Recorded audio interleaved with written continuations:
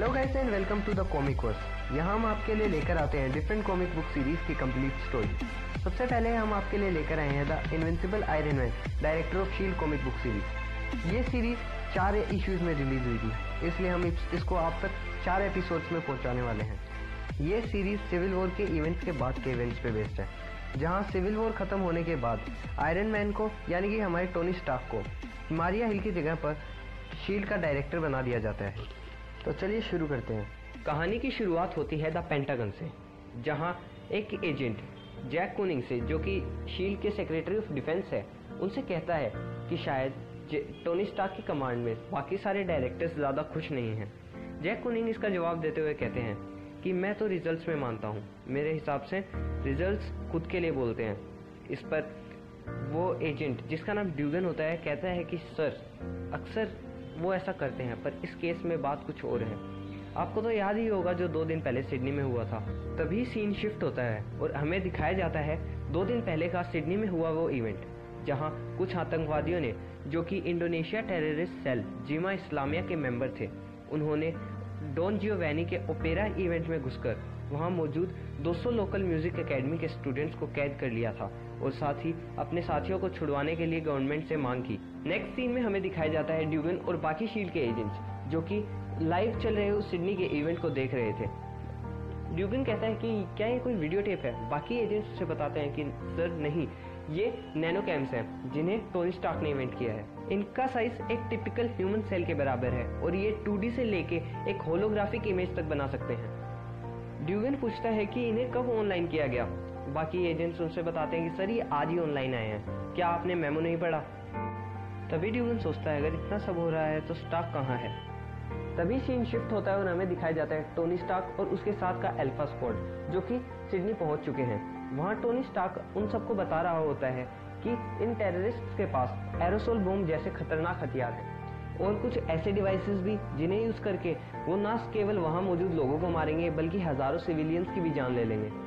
Next scene में दिखाया जाता है कि वो टारगेट के पास पहुंच चुके हैं और पायलट काउंटडाउन शुरू कर चुके हैं बॉम्ब्स को छोड़ने के लिए। अगले ही सेकंड में हमें टोनी स्टार्क और अल्फा स्क्वाड के मेंबर्स वहां उतरते हुए दिखाई देते हैं। नेक्स्ट सीन में एक आतंकवादी फोन पर यह बात करते हुए सुनाई देता है कि तुम्हारे पास हमारे साथियों को छोड़ने के लिए केवल 30 मिनट है। तभी वहां एक धमाका होता है और आयरन मैन और अल्फा टीम वहां पहुंच जाते हैं। अल्फा टीम सेफली उन सभी लोगों को बचा लेती है। वे लोग भी अल्फा टीम के आने पर जोश से भर जाते हैं और उन आतंकवादियों के खिलाफ लड़ने लगते हैं। अल्फा टीम सभी लोगों को बचा रही थी। आयरन मैन उन्हें शाबाशी देते हुए कहता है कि तुम लोगों ने अच्छा काम किया, पर यहाँ मैं अकेला भी इसे संभाल सकता था। तभी एक अल्फा मेंबर बताता है कि सर यहाँ पे एक परेशानी हो गई है, एक आतंकवादी ने बॉम्ब को एक्टिवेट कर दिया है।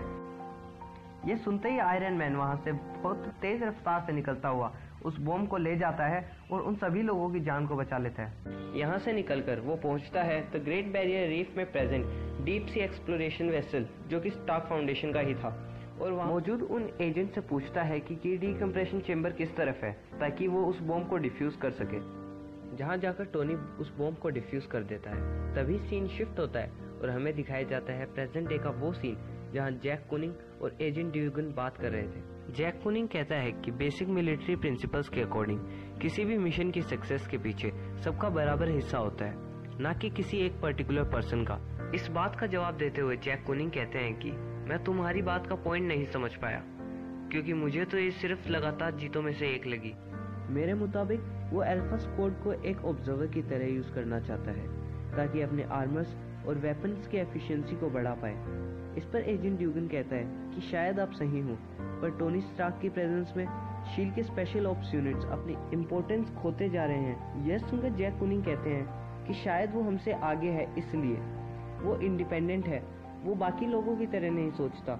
इस पर ड्यूगन कहता है कि सर शील्ड एक मिलिट्री ऑर्गेनाइजेशन है, इसलिए इसमें डिसिप्लिन रखना जरूरी है। स्टार्क ने पूरे कमांड स्ट्रक्चर को खत्म कर दिया है, जैसे कि शील्ड उसकी किसी एक बेकार कंपनी की तरह हो। इसकी शुरुआत उसने कैफेटेरिया के बाहर सजेशन बॉक्स लगाकर की, फिर उसने ऑफिसर्स क्लब को भी बंद करवा दिया और उसके बजट से एक मैस हॉल बनाने जा रहा है। तभी हमें फ्लैशबैक में ले जाया जाता है और दिखाया जाता है टोनी और ड्यूगन के बीच की बातचीत, जहां ड्यूगन कहता है कि कोई भी अपनी यूनिफॉर्म में क्यों नहीं है, तो उसे टोनी बताता है कि आज कैजुअल फ्राइडे है, यूनिफॉर्म कंपलसरी नहीं है। क्या तुम्हें अभी तक मेमो नहीं मिला? तभी ड्यूगन टोनी से ऑफिसर्स क्लब के बारे में पूछता है। वो कहता है कि सर, ये एक ट्रेडिशन की तरह है जहाँ सभी मिलकर एक दूसरे से फ्रीली बातें करते हैं। इस पर टोनी उसे बताता है कि उस जगह को अब किसी और काम में लिया जाने वाला है। ड्यूगन उससे चौंकता हुआ पूछता है, किस काम में? प्रेजेंट टाइम में जैक कूनिंग चौंक कर बोलते हैं, कहीं डे केयर फैसिलिटी की तरह तो नहीं, वो भी हेली कैरियर पर? ड्यूगन कंफर्म करते हुए बोलता है, हाँ सर। टोनी का मानना है इससे स्टाफ मेंबर्स अपने परिवार को ज्यादा समय दे पाएंगे। जैक कहता है कि मुझे तो लगा था कि तुम इसकी शिकायत कर रहे थे। ड्यूगन कहता है, हाँ सर, पर स्टार्क ने मुझे एग्जीक्यूटिव ऑफिसर के साथ काम करने को कहा है, सल कैनेडी के साथ। जैक उसे बताता है कि जब से स्टार्क ने शील्ड को ज्वाइन किया है, ट्रूप्स की हिम्मत और भी बढ़ गई है, लोगों का विश्वास भी शील्ड पर और ज्यादा बढ़ गया है। कुछ गिरा है तो बस ओवरऑल एक्सपेंसेस। स्टार्क की वजह से वो करीब 20 मिलियन नीचे आ गए हैं और उसने ये सब टेररिस्ट एक्टिविटीज को रोकने के साथ साथ किया है।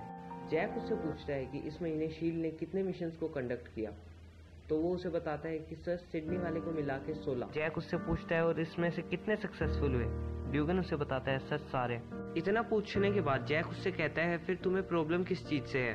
तो ड्यूगन बताता है, सर, उस विमेन से। यहाँ ड्यूगन बात कर रहा है माया हेंसन की। हम आपको बता दें, माया हेंसन वही साइंटिस्ट है जिसे हमने आयरन मैन 3 में भी देखा था। यहाँ टोनी माया से कह रहा है कि जब तक तुम्हें बेगुनाह साबित नहीं हो जाती तब तक तुम मेरी रिस्पॉन्सिबिलिटी हो। इस पे माया कहती है, इसका मतलब मैं तुम्हारी स्लेव हूँ। तो यहाँ टोनी बात पलटते हुए कहता है कि तुम्हारे नैनो कैम्प्स ने सिडनी वाले ऑपरेशन में बहुत सारी जानें बचाई। माया कहती है कि तुम ये बात मेरे को कई बार बता चुके हो। टोनी फिर से बात बदलता है और उससे पूछता है कि रिपल्सिव वेपन्स का काम कैसा चल रहा है। माया उसे उसके काम के प्रोग्रेस के बारे में बताती है, तो टोनी कहता है, बहुत बढ़िया। लेकिन माया कहती है कि टोनी, तुम जानते हो कि मुझे किस प्रोजेक्ट पर काम करना चाहिए? The extremist. तो हम आपको याद दिला दें कि एक्सट्रीमिस्ट वही वायरस है जिससे आयरन मैन 3 में एड्रिच किलियन ने पूरी अर्थ पे कंट्रोल करने के लिए यूज किया था। इस पर टोनी स्टार्क कहता है कि तुम जानती हो मैं इस चीज के लिए तुम्हें कभी हाँ नहीं कह सकता। तो माया कहती है कि तुम्हें पता है कि तुम इससे कितनी जानें बचा सकते हो जो ये शक्ति तुम्हें देगी उससे। टोनी कहता है, ऐसी कोई बात नहीं है, लेकिन माया उसकी बात नहीं मानती और कहती है कि जिस एक्सट्रीमिस्ट ने तुम्हें ट्रांसफॉर्म किया वो तो सिर्फ फर्स्ट जेन था। अगर मैं लगातार रिसर्च करूं तो अलग अलग बीमारियों का इलाज ढूंढ सकती हूँ, मैनकाइंड को नेक्स्ट फेज ऑफ एवोल्यूशन तक ले जा सकती हूँ। इस पर टोनी कहता है कि एवोल्यूशन एक नेचुरल प्रोसेस है और एक्सट्रीमिस्ट नेचर नहीं है। इसकी शक्ति तुम्हारे अंदर की इंसानियत को मिटा सकती है और बाकी सबको भी। तुम्हें अंदाजा भी नहीं है कि मुझे वापस इंसान बनने के लिए कितनी बड़ी कीमत चुकानी पड़ी। It took a war. तो दोस्तों, यहाँ पे सीधा रेफरेंस है द सिविल वॉर को। ये वाली civil war Captain America civil war movie से रिलेटेड नहीं है। इस सिविल वॉर के अंदर, जो कि कॉमिक बुक के अंदर हुई थी, वहाँ पर कैप्टन अमेरिका की मौत हो जाती है। इसलिए माया इमोशनल होकर टोनी की बात को मान लेती है। टोनी कहता है कि मैं जानता हूँ कि ये बहुत मुश्किल है अपनी क्रिएशन को ऐसे ही जाने देना, पर तुम्हें ऐसा करना होगा इंसानियत की भलाई के लिए। सीन शिफ्ट होता है और हमें वापस दिखाई जाती है जैक कूनिंग और ड्यूगन के बीच की बातचीत। जैक कहता है कि ये टोनी की पर्सनल लाइफ का मामला है, इससे मुझे कोई परेशानी नहीं है और ना ही तुम्हें होनी चाहिए। सर, मुझे भी इससे कोई तकलीफ नहीं है, पर एक परेशानी है कि माया हेंसन से हमें सिक्योरिटी रिस्क है, क्योंकि आप भी जानते हैं कि वो एक अपराधी है। इस पर जैक कहता है कि ड्यूगन, तुम्हें एक बात समझ लेनी चाहिए कि कानून एक घूमता हुआ टारगेट है। अकेला फर्क जो हमारे और माया के बीच है वो ये कि वो जेल के अंदर है। माया हेंसन से अभी कोई अगर बड़ी प्रॉब्लम है तो वह है वर्ल्ड वाइड बढ़ते हुए terrorist attacks, church bombings, government buildings पे अटैक्स और किडनैपिंग जैसे केसेस तो डोमेस्टिकली ही हो रहे हैं। इसमें भी अपराधियों की रेंज बहुत ही बड़ी है, जो कि स्ट्रीट गैंग्स से लेकर बड़े बड़े टेररिस्ट ऑर्गेनाइजेशंस तक फैली हुई है। बाहर के देशों में तो हालत और भी खराब है। सबसे पहले लंदन आई पे अटैक हुआ, फिर पेरिस के बाहर द डर्टी न्यूक का इंसिडेंट हुआ और अब सिडनी में भी। और ये टेररिस्ट ग्रुप्स भी कुछ नए ही हैं, कुछ तो ऐसे जिनका कभी नाम ही नहीं सुना और कुछ ऐसे जिनका नाम मैं प्रोनाउंस तक नहीं कर सकता। मैंने कभी सोचा नहीं था कि मैं ऐसा कभी कहूँगा, पर मैं सच में अलकायदा को बहुत मिस करता हूँ। कम से कम उनका कोई स्पेसिफिक पैटर्न तो था, कम से कम हम उन्हें प्रेडिक्ट तो कर सकते थे।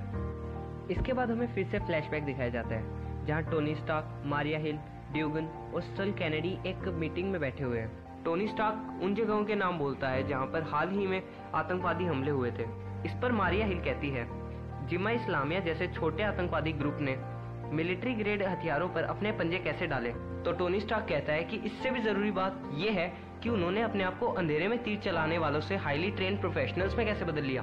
तो इस पर सल कैनेडी कहते हैं कि हो सकता है उन्होंने अपने लिए कोई पिता ढूंढ लिया हो जो उन्हें पाल सके। इस पर मारिया हिल कहती है कि नींद में बातें मत करो, या तो उनके बीच में कोई कनेक्शन नहीं होता, और अगर होता भी है तो वो एक दूसरे से बेहद नफरत करते हैं। तो सल कैनेडी कहते हैं, मेरा ये मतलब नहीं था डायरेक्टर हिल, सॉरी सब डायरेक्टर हिल। इस पर मारिया हिल गुस्से में कहती है, क्या इसका यहाँ पे होना जरूरी है। तो सल कैनेडी कहते हैं कि मुझे भी बाहर जाके बहुत खुशी होगी। तो मारिया हिल कहती है कि मुझे भी बहुत खुशी होगी अगर तुम थोड़ी थोड़ी देर में डिओड्रेंट लगाते रहो तो सल कैनेडी मारिया को कहते हैं कि अगर तुम्हारा यही एटीट्यूड रहा तो तुम्हें कभी कोई लड़का नहीं मिलेगा।